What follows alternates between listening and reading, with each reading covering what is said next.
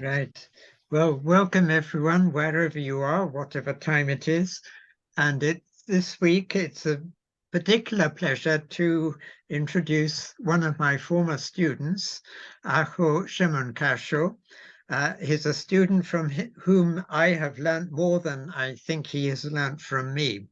So I'm extremely grateful to him for all he has taught to me, and I'm extremely grateful to him for introducing us today to a very important 9th century Syrian Orthodox writer, John of Dara, Ioannis of Dara, about whom very little is really known. We shall hear what little is known from Aho shortly.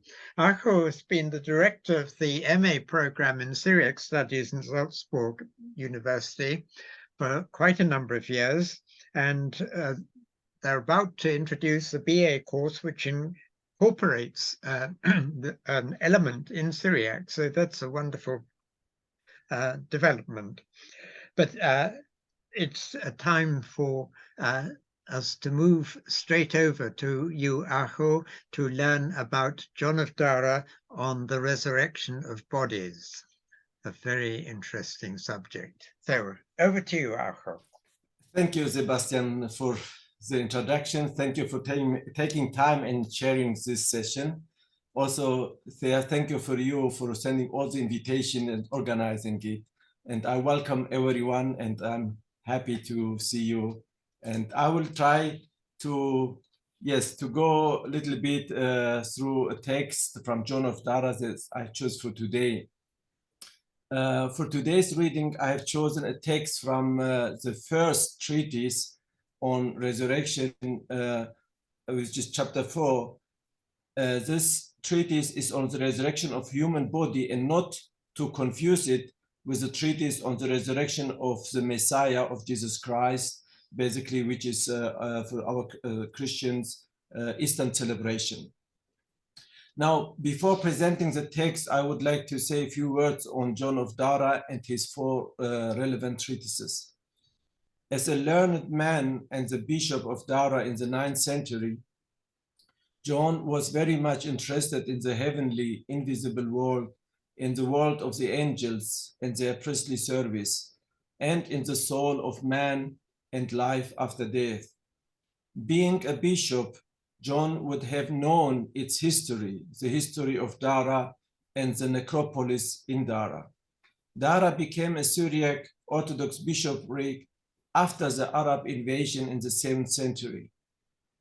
Before, it was a Byzantine Orthodox, as the Byzantine Empire Anastasius built it up to become an important military fortress at the beginning of the 6th century to protect the East Roman border from the Persian Sassanid Empire.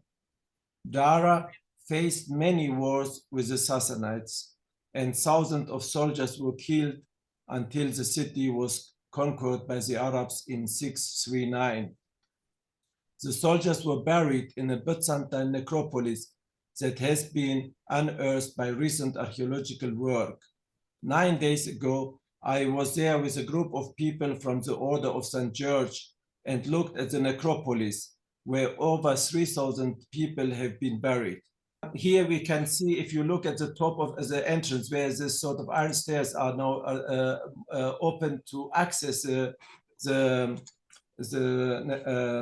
necropolis, and about it is basically the image of resurrection with the angels. Probably could refer to some biblical passages, but it's very difficult to define which one of them. And this image must have been seen by John of Dara again and again.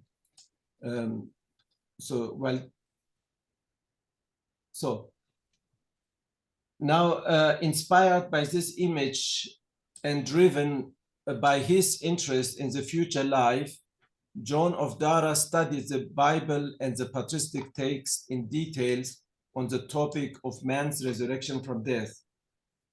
In his 4 treatises, John provides detailed exegetical work on the relevant biblical passages, such as on 1 Corinthians 15, Ezekiel 37, Daniel 12, and quotes from previous authors such as Ephraim, Jacob of Serug, Philoxenus of Mabuk, Severus of Antioch, but also from Greek Cappadocian, Basil of Caesarea, Gregory of Nyssa, Gregory of Nazianz, as well as from John Chrysostom and Evagrius.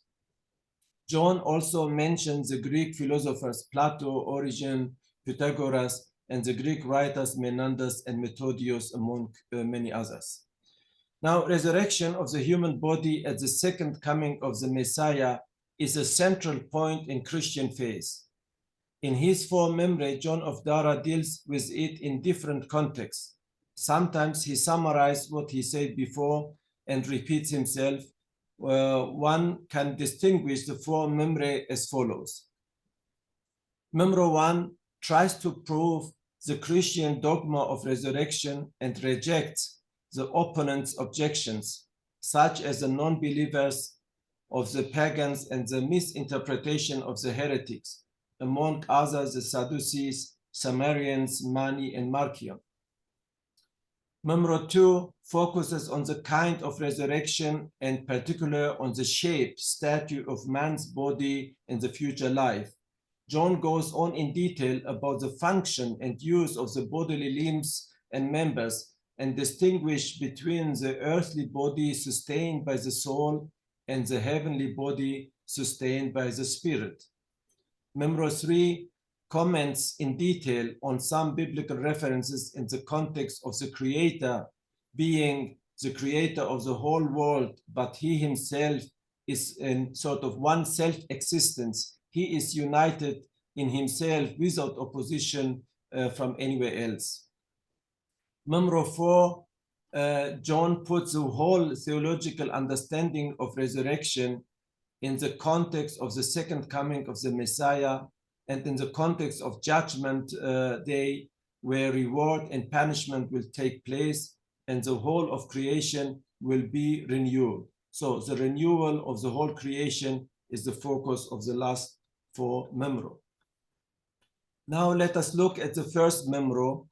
John starts with the statement that some people reject the whole idea of resurrection and do not believe, such as the pagans. Also, many do believe in resurrection. Somehow they misunderstand it and are misled by heretical teaching. John speaks literally of pagans, Pythagoras, Plato, the teaching of Simon Magnus, Samaritans, Menander, Corpocrates, Valentianus, Tatians, Bardaisan, Origen of Alexandria, John Philoponus, and Mani and Marcion. A key element in John's teaching is the belief in the divine power and the understanding of the classical elements, estuxin. For him, divine power is capable of performing miracles and raising man's body from death. In a parallel way, as God, he is the creator of heaven and earth, created the whole world out of nothing and mankind from dust. Each element is individual in its essence and does not cease. The essence of man's body does not perish. Also, it is burned in fire or eaten, consumed by animals.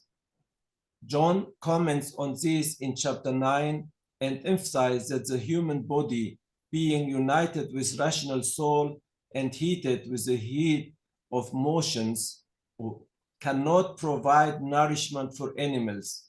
Also, it is eaten by and swollen by animals. This is a long chapter of 9 and a little bit on 10 in the first Mimro. In the last chapter of the first Mimro, John fully rejects the idea that the element of the human body dissolves after death. Man is not made just out of soul, but also out of a body. A body is an integral part of man in this world.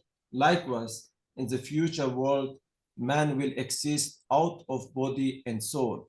Thus, the resurrection of the same body is the only guarantee for the identity and uniqueness of each person and his or her future life in the coming world. Now let us look at the First Mimro chapter 4, which I sent to you. You got it in front of you. Chapter 4 of the first Mimro is divided into 10 or 11 subchapters. John starts with the understanding of the body being not just an organon, basically an instrument of the soul, but a partner and having common responsibility for actions and behavior. Divine justice cannot exist without raising man to receive reward or punishment as the last judgment. Referring to the epistle to the Romans 2:14-15, by nature performing the acts of law, John points out that the belief in life after death is planted in the mind and discernment of mankind. As evidence for this, John mentions how some pagans preserve the corpse by embalming, pointing out the power of the Almighty God. John asks many rhetorical questions while he compares the creation of man by God to the product of a craftsman or to the work of a farmer.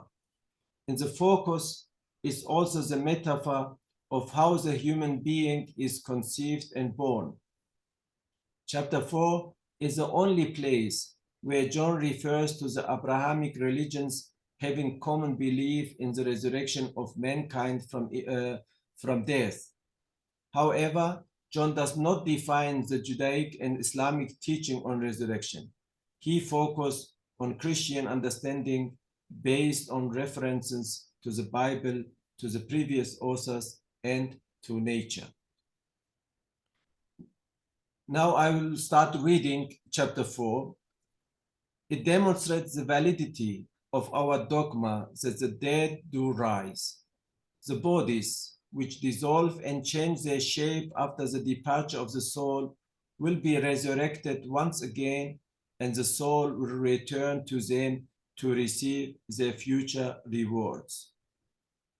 Now here we see already in the head of this chapter, basically the bodies as being essential part of mankind next to the soul, and death means basically their separation, but resurrection means again sort of means their reunion. And this reunion is important because of also rewards and judgment that man should get after the resurrection. The logic of justice gives witness to the resurrection of bodies. If the body is formed with the soul and they act together willingly and by natural motion, it is also justice to be rewarded together. Even though the body is called the organon, the instrument of the soul, do not compare it with the tools for crafts. These are not established with the craftsman, and also they do not perform any act, for they are not joined to the free will and to the rational art. All of this belong to the craftsman, but the body is united with the soul naturally, and they work together towards the accomplishment of good or evil. Without the body, its organon, the soul is incapable of accomplishing beautiful or hateful deeds. Number 2, Christians, Jewish, and Muslims give witness to this, as do the ancient relics that have been adorned and the corpses preserved by embalmment. Ornaments of gold and silver have been put on ancient graves so that they can be used after resurrection, as it was claimed that they eat and drink after resurrection. It is not like this. If it is not like this, why did the pagans and barbarians bury their corpses, embalm and honor their bodies, build and decorate their tombs? But this belief was naturally planted in their mind and in the discernment of their knowledge, that the establishment of their bodies differs from that of their creatures. Therefore, they buried them respectfully. In order to recognize God as the creator of all and caretaker, as well as to keep the rights of nature, the ancients benefited from the power of discernment.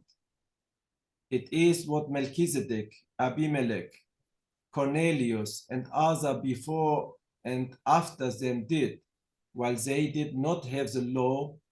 By their nature, they demonstrate the act of law. When you lift up your mind to the first formation, the power of the Creator proclaims to you, out of nothing, the entire world has been created with man as its king. While he took a piece of mud and formless clay from the ground, it did not have differences and variations, no forms and image, no bones and no flesh, no membranes, no veins, no nerves, no sinews, no head or feet and no hands, no heart, no liver and no kidneys, and nothing which can be seen in human body now. While the Creator took these in his hands, he formed your first father and established all this in him. He presented him as a rational being on earth. These do not belong to the earth, but to the power of the Creator, who formed and made the image, adjusted it, made it firm, and gave it forms and soul, and it became a living man with a soul. This is not a discourse on nature, but on the power producing nature, a splendid act that is so wonderful. For he who granted him an image dissolves him in death, he will raise the fallen one at the resurrection. If he was not ready to resurrect you, but to corrupt you forever, why would he create you? Even the craftsmen among us do not make anything in vain. And here he compares always the biblical narrative of God the Creator with the work of a craftsman from our normally daily life. Number 4, if you, pagan and denier of the law, do not believe this, believe what happens every day. Let us look at the matter of the establishment of our human race, that which pours out from inside to outside as a corporal excess, is a very little seed indeed that is dirty and filthy to touch. When by elusive sleep it happens to flow naturally as a superfluity of the body, it turns to nothing. Behold, also here you see neither the color of blood, no flesh, skin, and bones, no nerves, veins, membranes, and hair. When this contemptible, moist, fluid, and formless material get mixed with motherly blood, it gets captured, thickens, separates, is shaped, fashioned, formed, and fulfilled in all sorts of forms. The bones, brains, flesh, and nerves, membranes, nails, and hair, blood, phlegm, and the 2 sorts of bile have been established from a single and liquid fluidity. Out of the similar parts, he made the head, the vessel of the sense, and put the brain, the fountain of sensibility, inside it. He attached the sense of sight to the eye, of hearing to the ear. He granted the ability to discern smell to the nose, and to the palate the examination of all flavors. He spread out the sense of feeling all over the body. He attached the heart and the kidney to the activity of thoughts of soul. He enriched each of the limbs with different powers, and with a little sign the soul was created in it, and the soul breathed life in all his limbs. It became man, was born, and grew up. Did natural powers perform this, or the power of the creators? One ought to say that God's hand is capable of everything, which David proclaimed, saying to God, "My bones are not hidden from you, which you had made in secret." With his mighty sign, God will bring each body from wherever it is, even though it dissolves now and is corruptible, become unrecognizable dust, dispersed and scattered in the earth, and its parts turn back to their original elements. God will raise him up without being mingled with anything else in glory without mortality. He is focused basically on this idea again of separation and disappearing and corruptible bodies that totally disappear, that is not anymore touchable, but again, that comes together in one way or the others and to build up a body for man. And John, in later chapters, he tried to emphasize that it has to be the same body, again, to guarantee the identity of man. Now, the separation of the dust of each individual body from all common is impossible for our intellect to comprehend. But for the one who knows everything eternally and is incomprehensible and almighty, not a single drop or an atom of the body will escape from his knowledge. Basically, the following should be subchapter 5. Hence, in an inexpectable twinkling of an eye, God grants to each human body what belongs to it, without mingling with the others. Also, they have been mixed by a food in many bodies, basically eaten by other animals and beasts, when through different physical bodies and were dissolved in animals. Since his eternal knowledge knows which individual part of the original elements produce which physical mass and body, which point of a drop of seed shapes which limbs, and which drop of water forms which leaf, fruit, or another part in a tree, he truly knows the part of our body while they are dispersed and scattered in the original elements. And he will gather this, the same, from everywhere. He will reunite them in the first assemblage in an excellent transformation.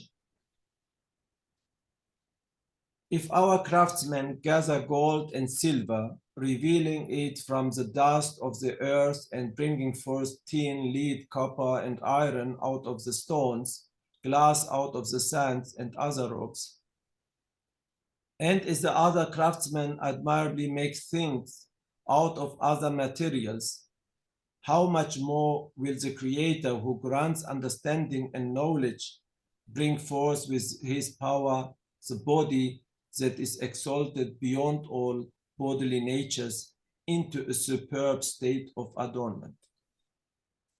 God dissolves this body by death, but reunite it at the resurrection. Number 6. Now here we see again a number of natural examples, metaphors from our world. Let us understand that everyone who labors in all the arts of the world does so with diligence in the hope of a good result and not in the hope of loss and corruption. If not, then he is considered to be an idiot and wretched. But because one envisages in the eye of the mind which benefit will result at the end of work, he bears hardship in order to find pleasure in the fruits. If the end of all arts is full of profit, how can we think about the end of the Creator's art, that his handiwork will dissolve into corruption and loss. Hence, how does the Creator establish and dissolve without distinction? If we have no hope about the resurrection because our bodies dissolve for a short time, let us look at the craftsmen and realize if they do not first work according to their expectations, demolish and destroy things, they would not be able to produce something completed and perfect out of them. If the makers of rugs and royal clothing did not demolish the gold at the beginning, drill holes in the pearls, smash emeralds, and rent fabrics, cut purple, they would not be able to complete their handiwork beautifully. Likewise, the carpenters and the makers of bronze statues, if they were not to saw and cut up the wood and melt the brass, they would not be able to make what they want. It is similar with the farmers. If they do not look with a hidden eye at the final benefits of the completion of their work, they would be thought very foolish. They scatter the seed in the ground that has been collected in labor and pains. They dig it into the earth. It gets covered by dust, softened and corrupted by rain. Also, this as well as other things are happening with them. They are filled with benefits. How can we suppose about our bodies, which the Creator established along with a rational soul, that after their first establishment, the beginning is doomed to perdition?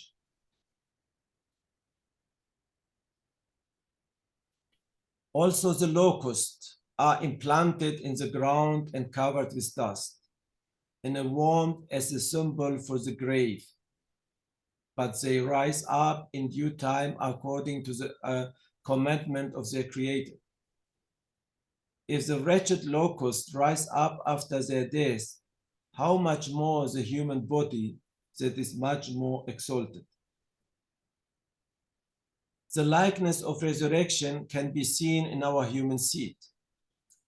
It too, like the dead, is kept in tombs and in corruption, and rises up and comes out into light into this world. Its conception and birth surpass its resurrection. What is greater and what should we accept? A person is created and comes into being out of nothing, or he comes back re-established after he has died and been corrupted? I think the first one is more difficult. But if the Creator did the first, the Maker will also do the last. He who has granted him a little of life after creating him out of nothing is not too feeble to grant him more life after renewing him again. In his first establishment, he demonstrated his grace, but at his renewing and resurrection, he will demonstrate his justness. As he granted him life free of charge, he rewards his deeds in his justness. Now, number 10, I will leave it, but try to summarize it for you. Here is again the idea of the God being justice and not the oppressor and foolish. And justice is very important and one of main reasons for the dogma of resurrection of man's bodies. And John asked many rhetorical questions regarding suffering in this world, particularly for the just and upright, for the prophets and those who gave witness about their faith. He refers in number C directly to Abel's blood. And then he goes to the 7 brothers in Maccabees chapter 7. or to Abraham and Isaac, who went through difficulties in this world and didn't see immediately the outcome of their faith. And in generally, he refers to the prophets, particularly to Elijah suffering under Isabel, and goes on to the Job's going through enormous suffering. So all this is a question if all those prophets suffered, and is a question for what if there's no justice. Now in number 11, we have got sort of summary of this subchapter 4 in Mimro 1, and I'll read it. From all sides, it becomes clear that the resurrection of the dead will take place. Hence, according to logical justness and compelling thoughts, it is obligatory that the resurrection should take place. But if it does not happen, then God cannot be seen to be just, as the previous examination and the following one shows. Let us imagine there are two murderers, wicked men and evildoers in our presence. Here one of them has been bitterly scourged because of his wicked deed and has been killed. The other one has completed his life in prosperity. If there is no resurrection, neither reward nor judgment, how would the murderer who has not been killed here receive his judgment?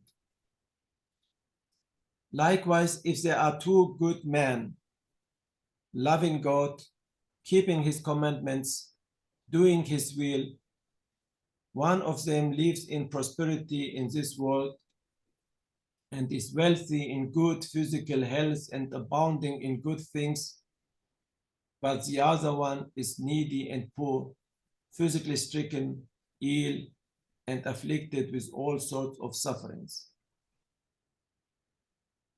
If there is no resurrection, where would he be rewarded? And if he does not get his reward for his labor, then God seems to be an oppressor, for he has not rewarded him here nor there. Far be it that this should happen. Therefore, it becomes inevitably revealed that the one who has not been rewarded here will receive his compensation in the next world. So, end of this subchapter 4 of Mimro 1 of the text. Now we see here altogether, we saw a number of elements in this beautiful text written by John of Dara, and the idea with this rhetorical questions asking to draw the attention to God's power that he's capable of renewing and resurrecting and raising man from death.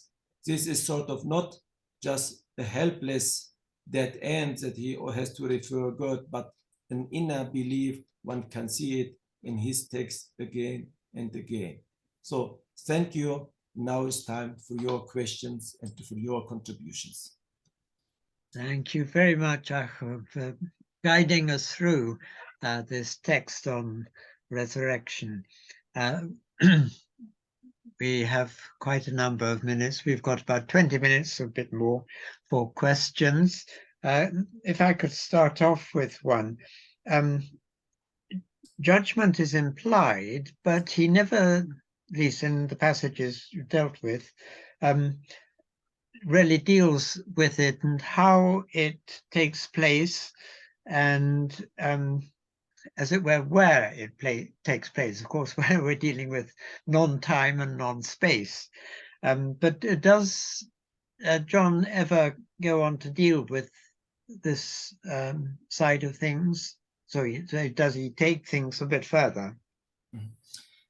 Yes, in the first Mimro, he doesn't go into it much. He just take it as granted that this will take place in order basically to emphasize the need of resurrection, and also to emphasize that God must be also just at the end. But in Mimro 4, he deals with the renewal of the whole world. And he brings also metaphors for the understanding for this renewal, particularly for a human being. He used, on one hand, the idea of light, like the angels, with a sort of the order of the angels, and seraphim and cherubim, they're very close to God, and they're so much enlightened by God, and the other sort of further from God, and they are also not so much enlightened. And this idea of with the light, like going almost geographically, being close to God, is much more one will understand this divine being and will be illuminated by the divine being, sort of getting closer. And the process of judgment is again at the end how much everyone will be ready and able to go as close as to God. Other example what he brings is also with the understanding of basically in our daily life the idea of knowing and not knowing. He says also being close to God and being saved basically and reward the good things mean understanding God up to a point. He said, if you don't understand, it's like in this world when we have got questions that bother us and we try to find out the answer and we work on it again and again and try to get an answer. But we feel so worried and sad until we get the answer. Sort of, these are two practical ideas from daily life. He tried to implement them and use them for understanding of salvation and renewal of the world in the future life. But he doesn't go like probably I couldn't see anywhere like Isaac of Nineveh would do. Basically, is that everyone would be saved at the end. He wouldn't go so far. Thank you. Do we have comments, questions from anyone? I was intrigued by his mention of locus resurrecting. Presumably that's a sort of special occasion, and it can't include anything within the animal world apart from that particular instance, can it? You see, I put it as own subchapter here because I was also sort of intrigued. Usually, you know, it's from the phoenix, you know, that phoenix dies and right, from fire comes again. From locus, I don't know where it comes. I don't know if anyone has got an idea, found it in other writers, that locus also sort of by its nature again revived. But what I could refer here probably to the script animals in the winter when they have got their sort of as a sleep in general and they are not present, and then again in spring and summer they come again to life and their presence. I would understand in such context, but not in sort of physical way. We need the biology scholars about this, how this works otherwise. Yeah. Thank you. Another thing that came to my mind, does he say where the soul is? Where does the soul go after death? Before, was there the period between death and resurrection, as it were? He distinguished between paradise and the heaven. And I think he used sort of the heaven as a step as a paradise as a step to heaven. But he is also saying is sort of in a waiting process, waiting until the final judgment and the resurrection will take place.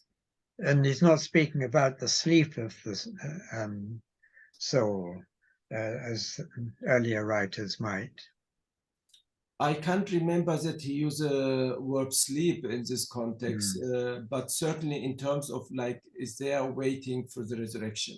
Yes. And this could be understood as sleep, or is the I mean, this goes also with what I mentioned before. Do the soul recognize each other again? Are they really present? Do they? Okay, he speaks here in the context after the resurrection. Yes. But this can be also asked, what about the time before the resurrection? What's happened to them? Yes.